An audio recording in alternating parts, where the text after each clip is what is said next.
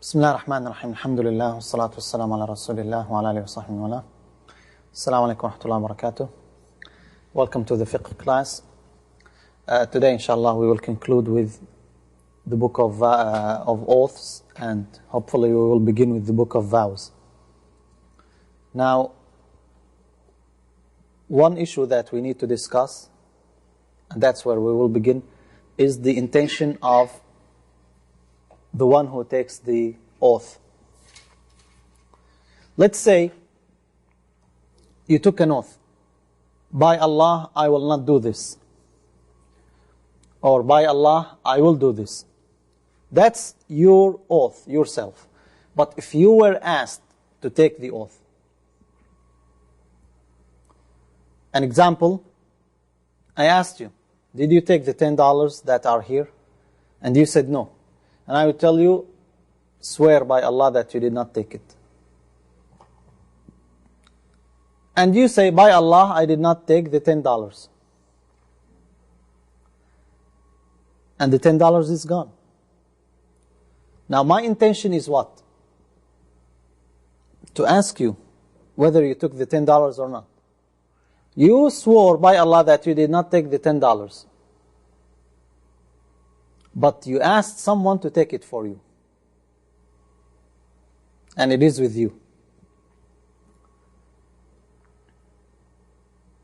What's the ruling on this? Do you understand the case now?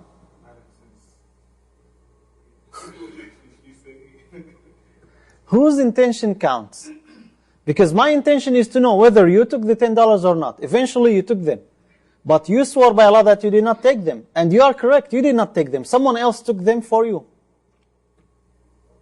So whose intention counts? The one who's asking.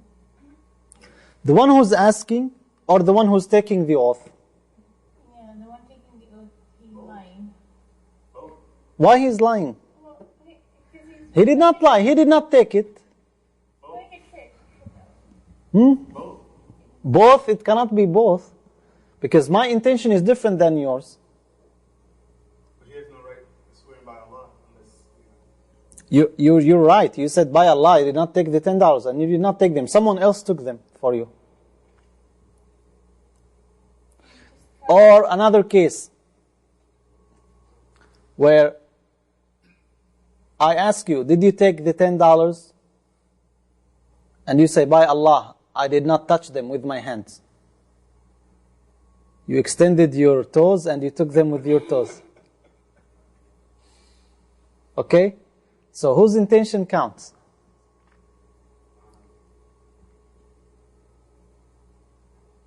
to say the one who asked. The one who asked. But both, because the other one's telling the truth also. Well, if both of them are telling the truth, then what happened? The $10 is gone, right?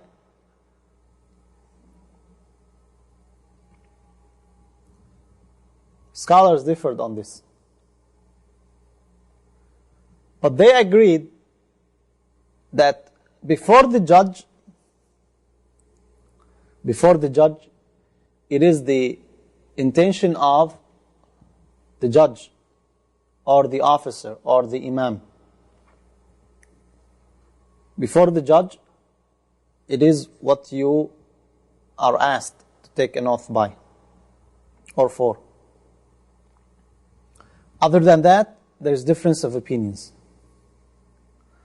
And it is obvious now, you may say it is a trick or it is concealment, tadlis.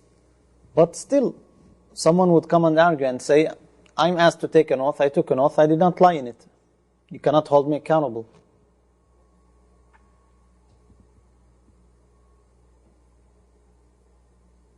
Okay? So this is a case where scholars differed. Now, we already agreed that a violation of the oath necessitates atonement, right?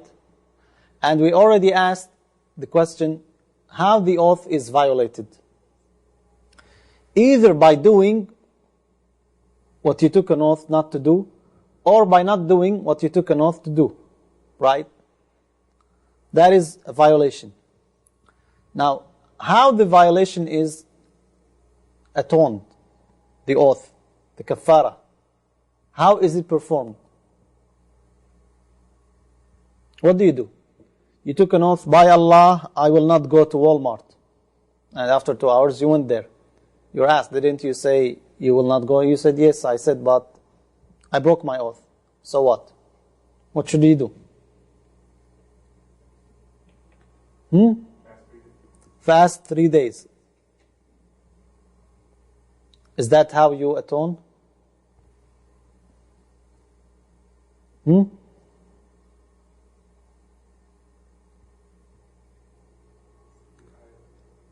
The ayah, what does the ayah say?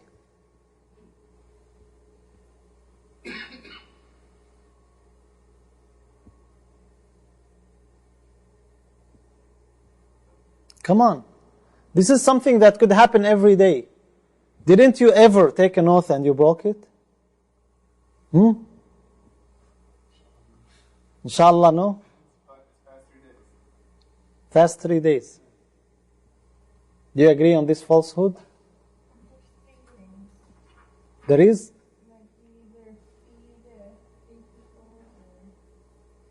Feed 10 people or clothe 10 people. 3 or 10 or No, 10. Feed 10 people or clothe 10 people or fast 3 days. feed 10 people or clothe 10 people or Fast fast 3 3 days.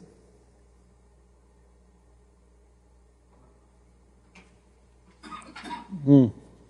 Any other falsehood that is... What does Allah subhanahu wa ta'ala says in the Quran? In Surah Al-Ma'idah. لا يؤاخذكم الله باللغو في أيمانكم. Allah does not hold you accountable for laghu in your oaths. But He holds you accountable for the oath that you took purposely. فكفارته, the atonement for it, إطعام عشرة مساكين. Feeding 10 people. أو كسوتهم, or clothing them. أو تحرير رقبة, or freeing a slave. فمن لم يجد, whosoever does not find or is unable, فصيام ثلاثة أيام, fasting 3 days. This is the ayah. So what does the ayah say? Basically, what is the kafara? Someone came to you and told you, I broke my oath. What are the forms? Feed 10 or clothe 10 or free a slave. If you cannot, fast 3 days. How many forms do we have? 4. All scholars agreed on these 4 forms. However, they disagreed on 7 issues. Although the ayah appears to be clear, there are 7 issues. The quantity of food. We say feed 10 people. How much? What do you feed them? The kind of clothing.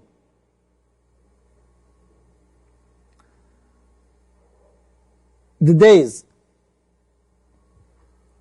If you fast. The needy people. Stipulation of Islam and freedom, and the conditions of the slaves.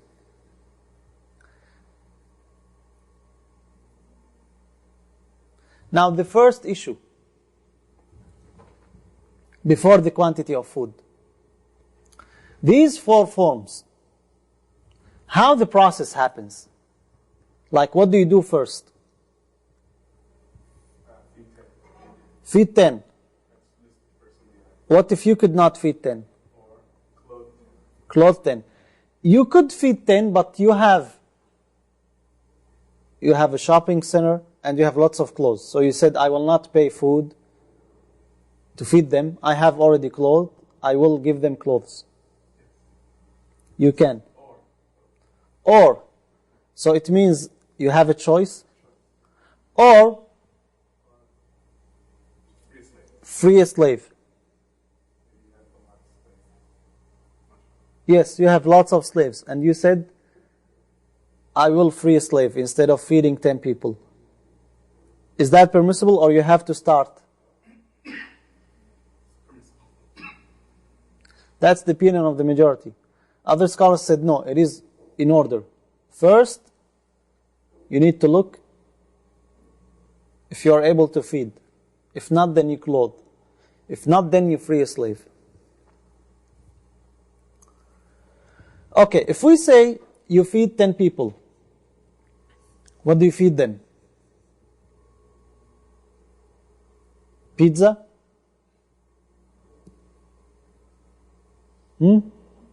Lobster? One meal. What is the meal? One meal to me is open buffet at Sheraton or Hilton. One meal for another person is a loaf of bread and some yogurt. And so what is the meal?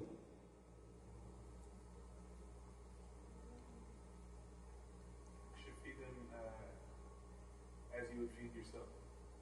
Again, someone rich,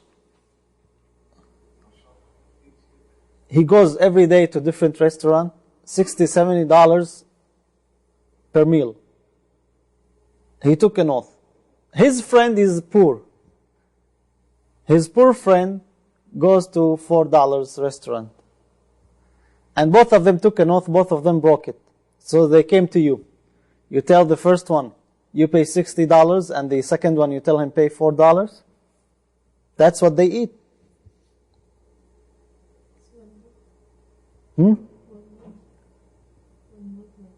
One mud.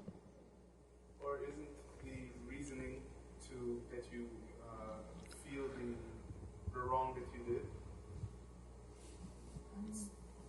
Allah gives you these other options, you know, or. Yeah.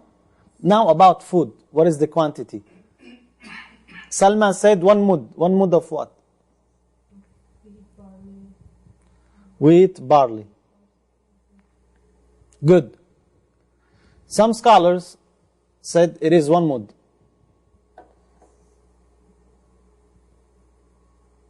And what is the size of one mud?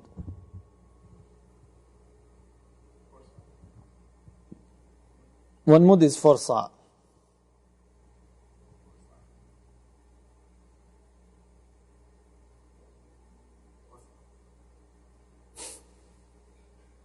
Until now you don't know these measurements? Subhanallah. One mud is the 2 handful of a man. 4 of them make 1 sa'. If we say 1 sa' is approximately 5 pounds, so 1 mud is almost 1.5, more or less.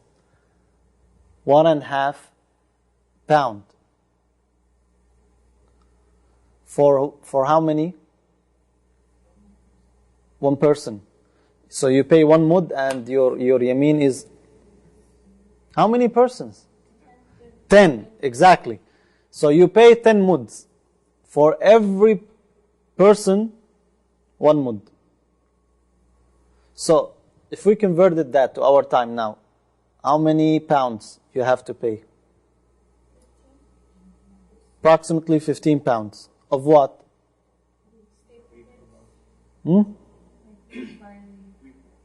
Wheat, barley, rice. How much is the 15 pounds?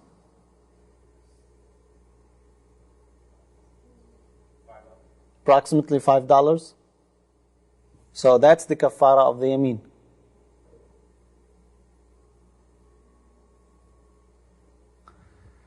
Imam Malik rahimahullah said, the mud is only for Medinan people. People of Medina. Why? They lived in a difficulty. While other cities, there is no specification. You pay from the average of the food. So yes, if he is rich, he feeds what he usually eats. If he is poor, he feeds what he usually eats. So for someone, yes, you tell him you pay $40, you purchase 10 meals, $4 each. And for the rich, you tell him you pay $600, $60 a meal. But that's according to Imam Malik, not the majority of scholars.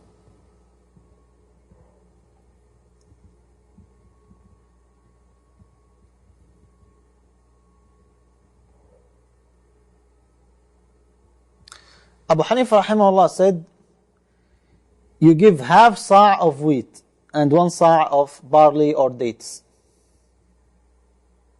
Because half sa' of wheat is more expensive. So he maintained with the majority 1 sa' except wheat. It is half sa'.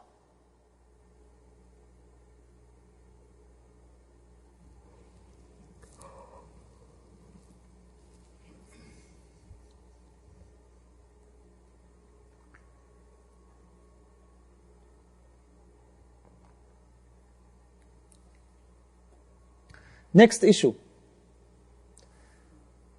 Let's say someone said, I don't want to buy food. Again, I have a shop where I have lots of clothes. He owns Payless shop. Payless for shoes. So he gave away 10 shoes.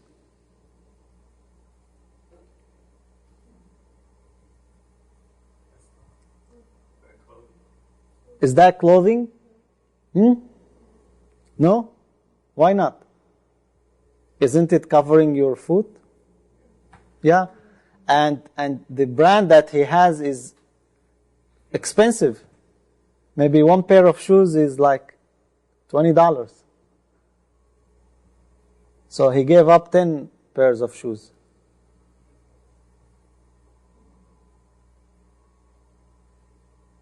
Yes or no?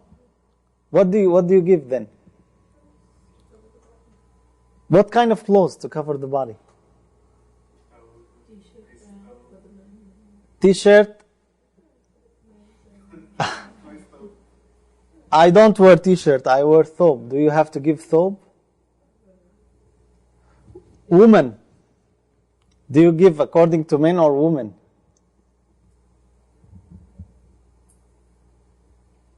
What about this? 10 of these. Nice, fine ones. Each one for $2, so $20. That is more than the food. That's not defined as clothing. It's not clothing? You're covering your head with it. What about scarves? Hijab. I think the intended meaning in the clothing is a garment. What is the garment? Because you can call the rest of these accessories. Shoes. Shoes is accessory? Can you walk without a shoe? This is more, clothing or garment is more, if you like, important than shoes. Okay, t-shirt would be okay? T-shirt and slacks. Both of them? Yes, you can't. Well, do you have to give full clothing or just clothing? Isn't a t-shirt clothing? That's the intended meaning. T-shirt sometimes it could be $1 and it could be $20. Now it is sales season, so it is $1. Regularly it is $20. That is only shirt.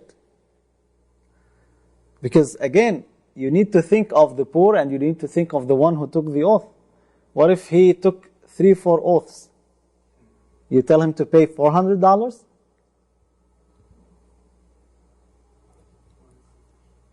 So what do you think? Online? Shoes is good. Yeah, women will always prefer shoes. We have 3 opinions. One opinion says, whatever is sufficient for you to pray with, that is clothes. So for men, from the navel to the knee, and for women, 2 pieces. Dir, which is like the thawb, and khimar, which is the scarf. Okay? That's the first opinion. The second opinion, whatever is called clothes.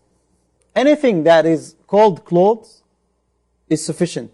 Shirt or skirt or turban, anything. Or shoes.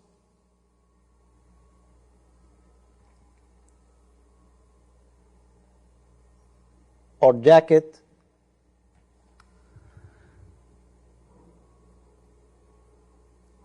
The third opinion says the essential clothes, which cover the body, not the top, or like the underwear, for instance. The sirwal, they use the sirwal for the pants that is worn underneath the shown garment. Like underneath the thawb, you wear something that is not sufficient. The turban is not sufficient.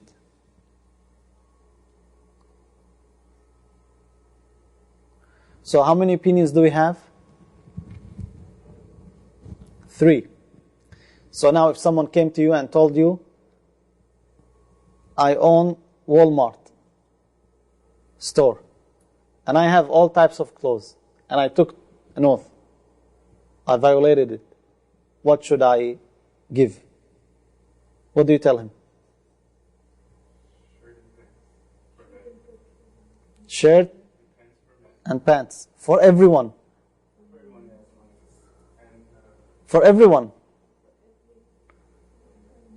So for 10, you tell him 10 shirts and 10 pants. Together. Because 3 and 1 is almost the same. The first and the third is almost the same. For women,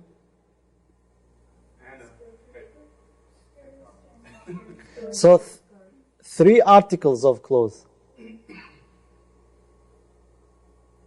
He owns Walmart. Mashallah. Yeah, what if he doesn't? He said, I don't want to feed. Food is very expensive.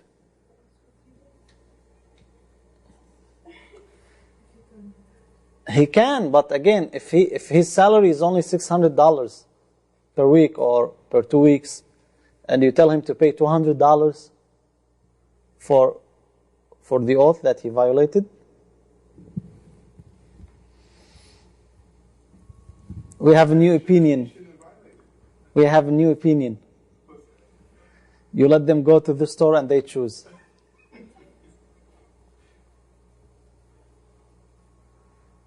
They'll choose the most expensive article of clothes. You don't want to do that.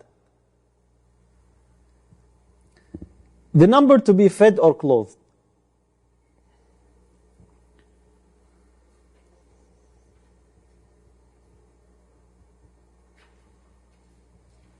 How many people did we say that you feed or clothe? 10. What if you live in a very rich place and you know only one poor person and you tell him, come on, I will feed you for 10 days. Every day, come meet me at 1 o'clock, I'll take you to lunch.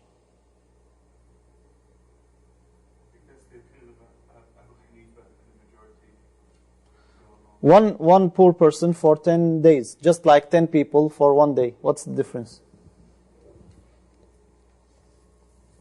Would that be sufficient or no?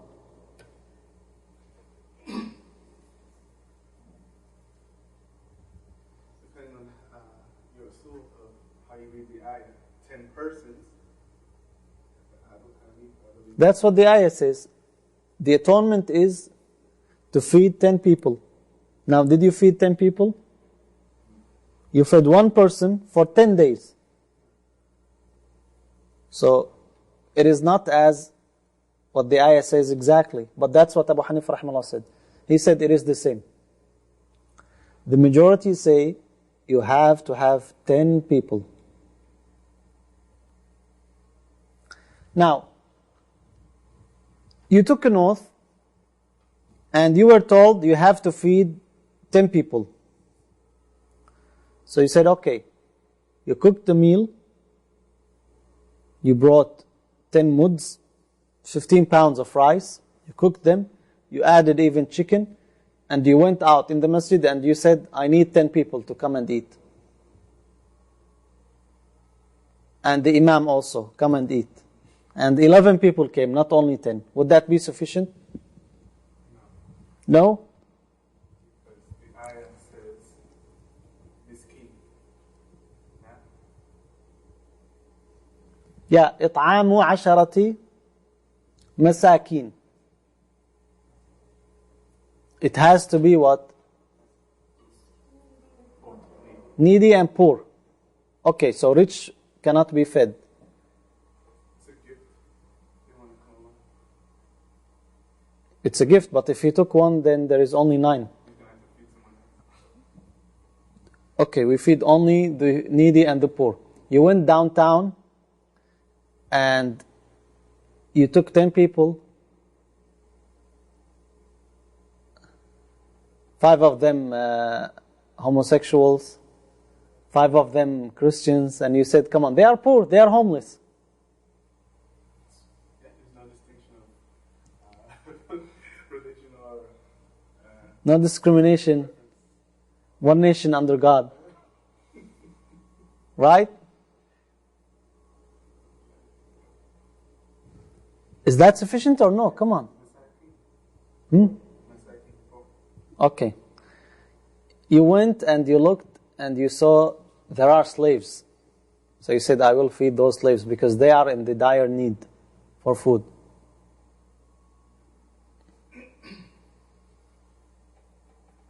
Did the ayah stipulate anything? No. So anyone who's miskin, you feed him. Right?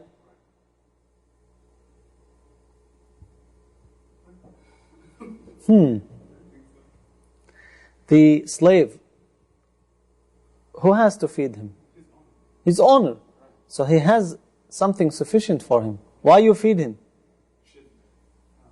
Come on, you just said you should. La ilaha illallah. What is wrong with you?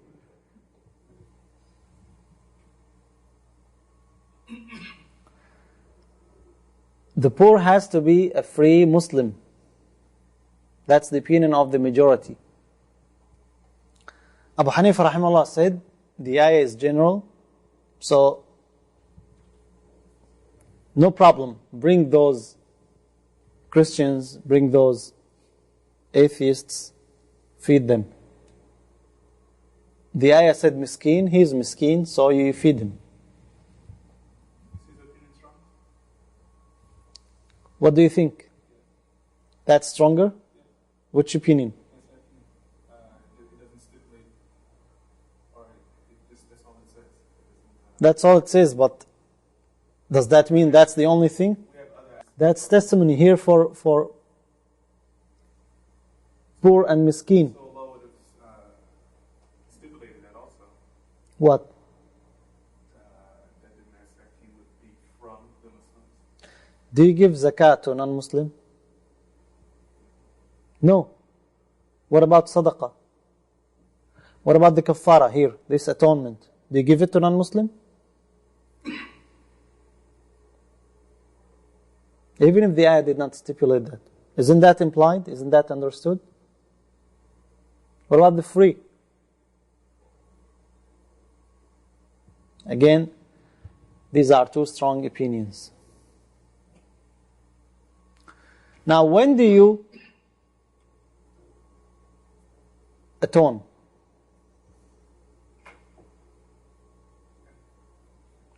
What time do you perform the kafara? You took an oath. By Allah, I will not go to Walmart. Now it is 12 o'clock. You received the call from Walmart that you are a winner. There is a prize waiting for you. You have to retrieve it today. So you say, fine, whatever, I will break the oath. So you said, now I need to atone because I will break the oath. Or you go there, you take your prize, and then you pay the kafara. What do you do? After you break the oath. But you know you'll break it. You haven't, but you know you will do it because you have the money now. You say, if I went to Walmart, I will spend that money. I cannot resist buying. So I will not be able to atone. So let me pay it now before I go in. The act has to be done. What if you did it and you did not, at that time you were unable to perform the kafara?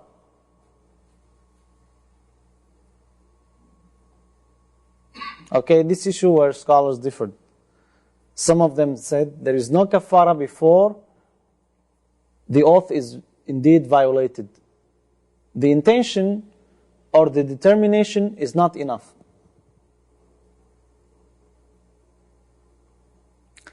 Another issue, if you repeated the oath, you said, Wallahi, I will not go to Walmart. Then you talked and someone told you, let's go to Walmart. You said, Wallahi, I will not go to Walmart. They lie to people, they are abusing their employees, so on and so forth. Then you receive the call, they tell you there is a sale at Walmart, and you say, Wallahi, I will not go to Walmart. Then in the evening you went. How many times you took the oath that you're not going? 3 times. How many times do you pay the kafara?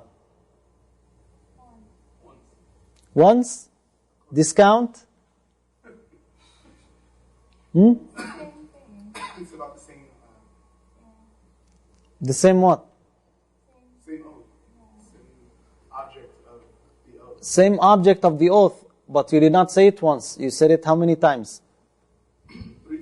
3. Okay. Let's read from the book. Open the book, please.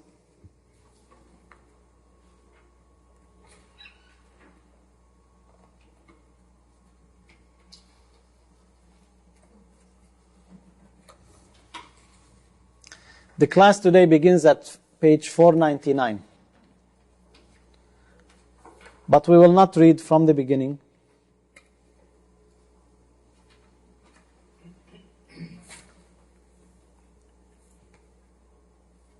We'll read from page 504. The last issue that we took. Go ahead.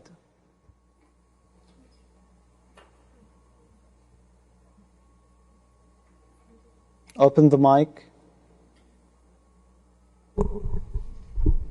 Page 504. Okay. Bismillah. Can they hear me? Go ahead. Okay.